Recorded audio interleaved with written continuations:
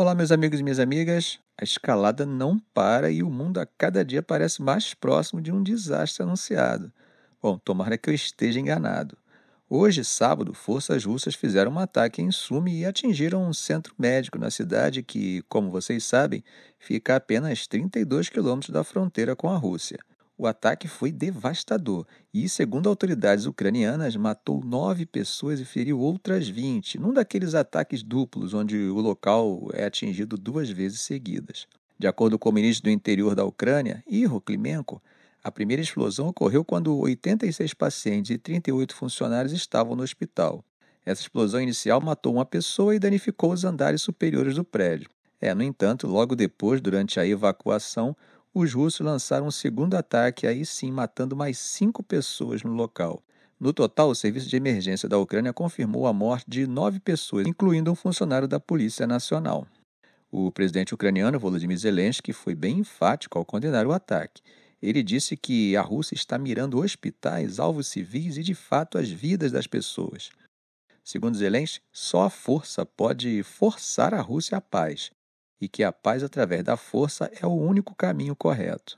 Ainda não está claro qual tipo de armamento foi utilizado nesse ataque específico, mas a administração regional e as forças aéreas ucranianas indicaram que ele foi realizado por drones.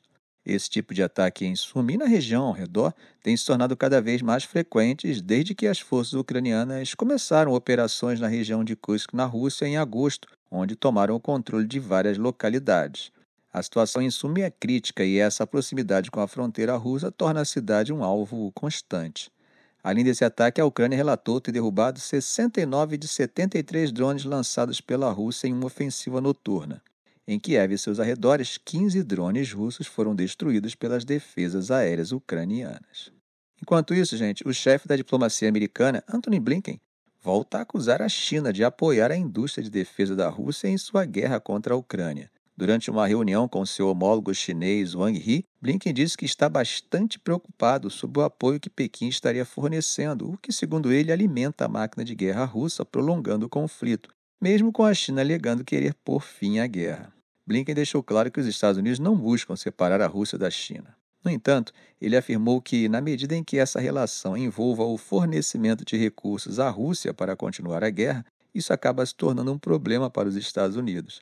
Ele deu exemplo de como empresas chinesas estão fornecendo cerca de 70% das máquinas ferramentas e 90% dos produtos eletrônicos usados pela Rússia.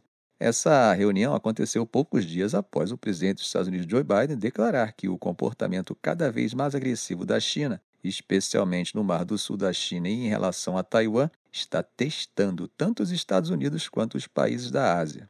Apesar das divergências, Blinken e Wang Yi concordaram sobre a importância de manter uma comunicação direta entre os líderes de seus países. Segundo Blinken, espera-se que os presidentes Xi Jinping e Joe Biden possam se falar nas próximas semanas, embora uma data ou formato não tenha sido confirmada ainda. A última vez que os dois líderes conversaram foi em abril desse ano, mas há uma possibilidade de que se encontrem em cúpulas no Brasil ou no Peru. Bom, gente, os últimos acontecimentos têm se mostrado um verdadeiro tanque de combustível na fogueira do Oriente Médio, que se encontra em uma encruzilhada perigosa após a morte de Hassan Nasrallah, o líder do Hezbollah, em um ataque aéreo israelense que aconteceu logo após o discurso belicista de Netanyahu na Assembleia Geral das Nações Unidas em Nova York, com o plenário esvaziado, demonstrando a insatisfação de boa parte da comunidade internacional com a forma como ele está lidando com a operação militar em Gaza e agora no Líbano. A operação, que ocorreu na sexta-feira, atingiu diretamente o quartel-general subterrâneo do grupo, localizado no subúrbio de Danier, no sul de Beirute, uma área que é conhecida por ser o coração das operações do Hezbollah. Hoje, sábado, o exército israelense confirmou que Nasrallah foi eliminado durante o ataque, juntamente com outros líderes de alto escalão do grupo, incluindo Ali Karaki, chefe da Frente Sul do Hezbollah, e Abbas Niforushan, um comandante sênior da Guarda Revolucionária Iraniana. A morte de Nasrallah representa um golpe bem devastador, não apenas para o Hezbollah, mas também para o Irã, que considerava o líder uma peça fundamental em sua aliança com grupos militantes no mundo árabe. Nasrallah era uma figura central no eixo da resistência iraniana, formado por aliados regionais e grupos armados que defendem a luta armada contra Israel. Com a liderança dele, o Hezbollah cresceu tanto em influência quanto em capacidade militar e acabou se tornando um dos principais atores no Líbano e uma força militar de respeito na região. Logo, gente, o impacto desse ataque não pode ser subestimado. O Hezbollah, que tem desempenhado um papel fundamental nas hostilidades contra Israel desde o início da guerra em Gaza, enfrenta agora um futuro incerto. Nasrallah, que liderava o grupo desde 1992, deixa o grupo diante de uma situação, no mínimo, incerta. Sua morte levanta questões sobre o futuro da organização e sobre como será conduzido o movimento a partir de agora. Embora Sayed Hashem Sufidini seja apontado como o sucessor mais provável, até o momento o Hezbollah não fez nenhuma declaração formal sobre sua substituição. O ataque de Darrié foi uma das maiores ofensivas israelenses nos últimos tempos, deixando um rastro de destruição que abriu uma cratera de 20 metros de profundidade. Gente, eu disse 20 metros de profundidade. Sabe os túneis subterrâneos e abrigos subterrâneos que esses grupos costumam usar? Pois é, era um desses abrigos que estava na Nasrallah. Mas os bombardeios não pararam por aí. Israel continuou a realizar ataques aéreos em outras áreas do Líbano no sábado, enquanto o Hezbollah retaliava, disparando foguetes e mísseis contra o território israelense. Os sistemas de defesa antimísseis de Israel conseguiram interceptar parte dos ataques, mas o clima de tensão permanece, com sirenes soando e a população buscando refúgio em abrigos no norte do país.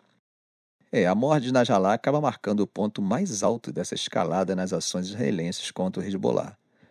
Como nós temos visto, nas últimas 2 semanas, o grupo sofreu perdas bem importantes, com vários de seus principais comandantes mortos e infraestrutura de comunicação destruída. Os ataques de Israel, isso segundo o próprio governo israelense, têm como objetivo garantir que os cidadãos evacuados do norte de Israel possam voltar para suas casas em segurança. No entanto, no Líbano, a crise humanitária vai se aprofundando, com mais de 200 mil pessoas deslocadas devido aos bombardeios intensos, sendo que metade delas fugiu apenas de segunda-feira para cá. Gente, entre os mortos civis na cidade há brasileiros, tá? Não sei se vocês viram, mas passou em uma TV fechada aqui no Brasil o relato emocionado de um jovem que sobreviveu a um ataque. Nesse ataque, seu pai e irmão, que trabalhavam com ele no momento, morreram na sua frente. Do outro lado, o Hezbollah reafirmou seu compromisso de continuar lutando contra Israel em solidariedade com Gaza e em defesa do Líbano. A organização declarou que suas operações só cessarão quando a ofensiva israelense em Gaza terminar. Bom, a morte de Nasrallah trouxe uma onda de condolências de grupos aliados, como o Hamas, que lamentou a perda do líder, reforçando os laços entre as facções que compartilham da resistência armada contra Israel. Mas a morte de Nasrallah também levanta uma série de preocupações internacionais, especialmente sobre o envolvimento do Irã. O Ayatollah Ali Khamenei, líder supremo do Irã, emitiu uma declaração exaltando a importância do Hezbollah e conclamando os muçulmanos a apoiar o grupo contra o que ele chamou de regime ocupante e perverso de Israel. Khamenei também destacou que a resistência, com o Hezbollah na linha de frente, será a força que determinará o futuro da região. Ele minimizou a importância da morte de Nasrallah, afirmando que a estrutura sólida do Hezbollah não seria abalada pelos criminosos sionistas. A situação se complica ainda mais, gente, com a possível participação direta do Irã no conflito. 2 oficiais iranianos confirmaram que Khamenei foi transferido para um local seguro, aumentando as especulações sobre a preocupação de Teherã com a escalada das tensões no Líbano e a possibilidade de um confronto direto entre Irã e Israel. A transferência de armas iranianas para o Hezbollah é um dos principais pontos de tensão, com o governo israelense afirmando que está impedindo essas transferências ao bombardear voos suspeitos e patrulhar o espaço aéreo de Beirute. Ontem, por exemplo, o governo libanês pediu que um avião iraniano evitasse sobrevoar o espaço aéreo do país, após o governo de Israel ter ameaçado usar a força caso essa aeronave aterrissasse no aeroporto internacional de Beirute. Um porta-voz do governo libanês chegou a dizer que não havia clareza sobre o que estava a bordo da aeronave, mas que a prioridade no momento era a segurança das pessoas. A companhia Iran Air cancelou todos os seus voos para Beirute até nova ordem. Já o chefe do Estado-Maior das Forças de Defesa de Israel, Herzi Halevi, deixou claro que a operação que eliminou Nasrallah não marca o fim das ações militares israelenses. Segundo ele, a mensagem é simples: qualquer um que ameace os cidadãos de Israel, nós saberemos como alcançá-los. indicando que Israel está preparado para continuar suas operações contra o Hezbollah e qualquer outra ameaça que surja da região. Ainda assim, a morte de Nasrallah agrava a crise interna no Líbano, um país que já está em uma situação econômica e política extremamente frágil. O Hezbollah, sob a liderança de Nasrallah, tinha se tornado um estado paralelo no Líbano, exercendo enorme influência sobre o governo libanês e controlando vastas áreas do país, especialmente no sul e nas regiões fronteiriças. O impacto dessa perda potencialmente vai mergulhar o Líbano em um caos ainda maior, levando a um vácuo de poder dentro do Hezbollah e desencadeando uma disputa de sucessão que poderia desestabilizar ainda mais o país. Além dos danos diretos causados pelos bombardeios, o Líbano agora enfrenta uma crise humanitária de grandes proporções. A quantidade de pessoas deslocadas continua a crescer, com mais de 200 mil libaneses já fugindo de suas casas nos últimos dias.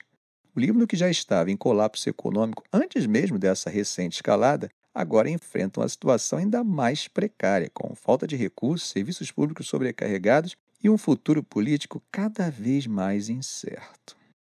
Gente, continuo torcendo para que a paz chegue logo, mas que todos os que praticaram genocídio, crimes de guerra, crimes contra a humanidade e crimes de agressão, que são crimes sob a jurisdição do Tribunal Penal Internacional, e aqui não importa a nacionalidade ou território de sua prática, tá?